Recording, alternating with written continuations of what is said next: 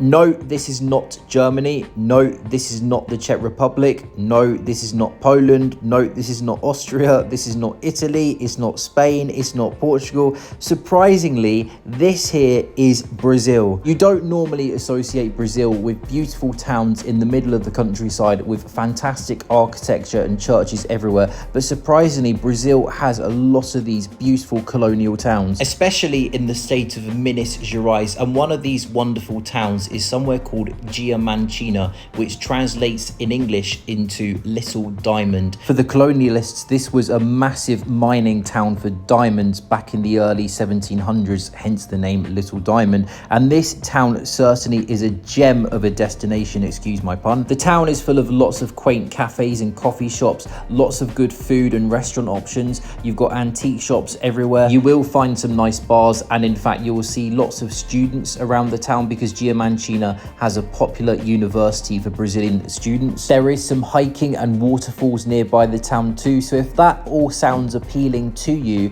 this is certainly your sign to come and visit Diamantina. And no, you will not be robbed or mugged here. This town is really, really safe. So how do you get to Diamantina? Well, your best bet is to get yourself to Belo Horizonte, and then from Belo Horizonte, if you're hiring a car, it's about a 4 to 4.5 hours drive from Belo Horizonte up to Diamantina. Or alternatively, if you need to take public transport, there are buses that operate from the Belo Horizonte bus terminal, the Rodoviário bus terminal. When you're at the Belo Horizonte bus terminal, you go to the Passaro Verde stand, as you can see here on the screen, and this bus company is the bus company that runs to Diamantina. You can also book your bus tickets online. However, if you do not have a Brazilian CPF number, you will not be able to book the bus tickets directly on the Passaro Verde website. You will have to use the BusBud website. This is the only website where you can buy bus tickets online without a Brazilian CPF number. The bus journey will be around 6 to 7 hours. It depends how many stops the bus driver makes because the bus makes a lot of stops,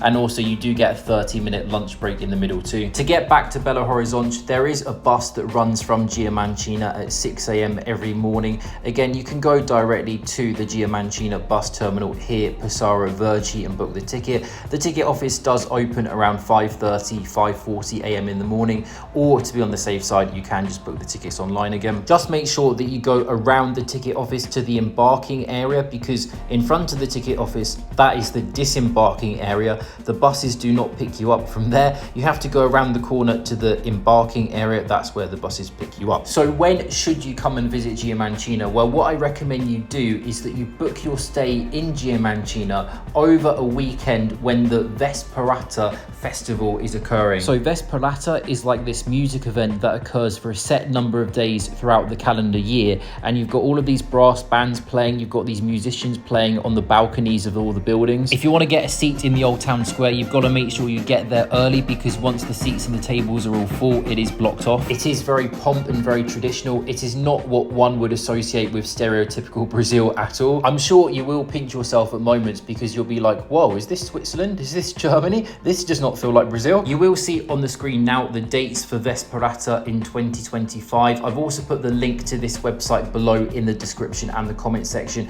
So use that website and check the dates when Vesperata is occurring and book your stay in Diamantina over one of these dates, because it's a very cultural thing to come and see in Diamantina. Now, one important thing to mention about Diamantina, as you can probably tell from these clips here, the city is full of cobblestone streets and it is very, very hilly. So if you are coming here by bus and you need to get to your hotel or your accommodation, you may just want to take a taxi instead of walking with your luggage on these cobbled streets. You will see posters throughout the city of taxi drivers and their WhatsApp numbers, so you can just WhatsApp one of these taxi drivers.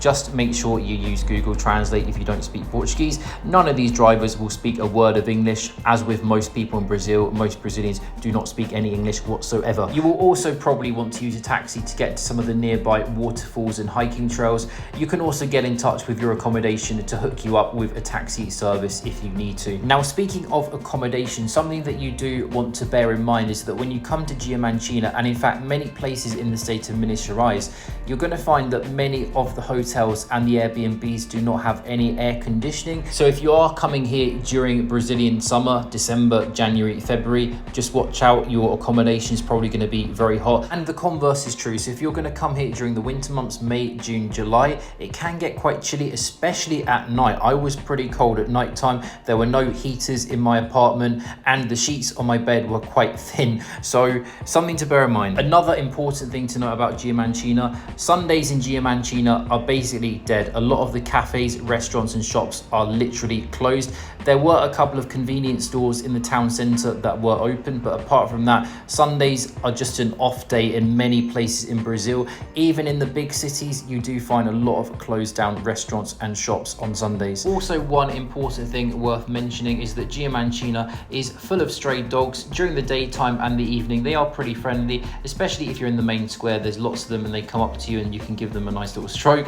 But if you're walking around the town in the early hours, they can hunt around in packs. So just something that you want to bear in mind and be careful with. Now, do let me know below in the comments whether you have actually ever heard of this town called Diamantina before, or maybe you've actually been to Diamantina. Let me know your thoughts on the town. Did you enjoy your time and would you return back? And do let me know in the comments if you actually have a trip to Diamantina already booked. It will be interesting to know. Now, make sure that you hit the like button right now if you have enjoyed this video and found it useful. It really does help out the video on the algorithm, and it gives other travelers a chance to learn more about Diamantina and potentially book a trip here in the future, because it is well worth it. And honestly, after traveling to over 40 countries now, it is one of the most beautiful towns I've ever seen. Also, make sure you hit the notification bell below this video so that you don't miss out on my future videos, and make sure you subscribe to my channel right now for more travel content. So thanks a lot for watching. I will catch you in my next video.